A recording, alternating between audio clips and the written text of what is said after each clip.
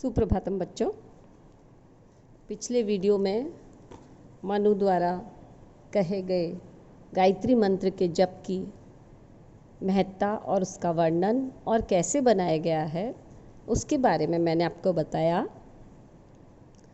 मनु ने गायत्री मंत्र की महत्ता, उसको करने के क्या परिणाम है और क्या दुष्परिणाम है तथा उसकी रचना कैसे हुई, इसके बारे में द्वितीय अध्याय में विस्तृत रूप से जानकारी प्रदान की है। इस श्लोक में मनु सावित्री जप के फल का कथन करते हुए कहते हैं, सहस्रकृत्वः स्तुभ्यस् बहि एतत् त्रिकं द्विजः महतः अपि येन सह मासात् च एव अहिः एव मुच्यते।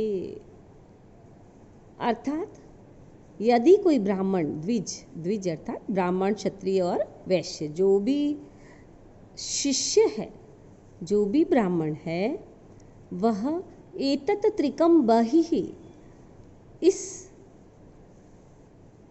त्रिक को, त्रिक अर्थात ओम, तीनों व्यारतियाँ और गायत्री मंत्र, इनको सहस्रकृत्वः 1000 बार, बहिः अर्थात नगर से बाहर जाकर अभ्यास करके, मासात 1 महीने तक, महतः येन सह अपि, वह अपने 1 महीने में ही उन सभी पापों से विमुच्यते, मुक्त हो जाता है।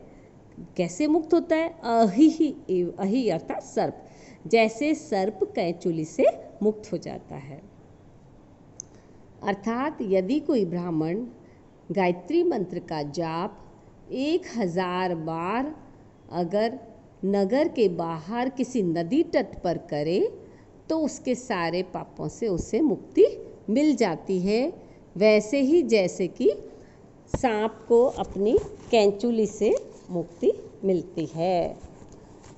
इस प्रकार प्रतिदिन प्रातः और सायं 1000 मंत्र जप करने से कुल 60,000 मंत्र जप हो जाएंगे। अहिः इव, यहाँ पर उपमा अलंकार का प्रयोग हुआ है। किसके समान? उपमेय, उपमान, साधारण धर्म और उपमावाचक शब्द। यहाँ पर उपमेय व्यक्ति है, अहिः उपमान सर्प है, इव उपमावाचक शब्द है और साधारण धर्म है अर्थात पापों से मुक्ति। सांप को कैंचुली से मुक्ति और साधारण व्यक्ति को अपने पापों से मुक्ति मिल जाती है। इसी प्रकार उन्होंने ये भी बताया कि हर ब्राह्मण के लिए इस जप की अनिवार्यता भी है। एतत् यच्चा विसंयुक्तः काले च क्रियया स्वया ब्रह्म क्षत्रिय विंगयोनि साधुषु योनिर्गर्हणाम याति।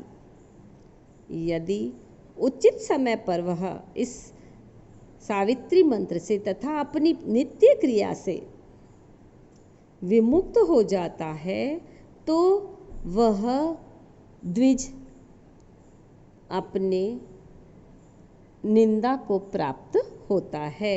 अर्थात यदि वह समय पर संध्या, सायकालीन संध्या और प्रातःकालीन संध्या यदि नहीं करता है तो वह पाप का भागी होता है और सज्जनों की निंदा का पात्र बनता है। इस प्रकार मनु ने द्विजों के लिए सावित्री जप और संध्या वंदन तथा यज्ञ आदि क्रियाओं की अनिवार्यता इन दोनों श्लोकों में प्रतिपादित की है। वी संयुक्तः, वी उपसर्ग प्लस सम, उपसर्ग प्लस युज धातु और त प्रत्यय है।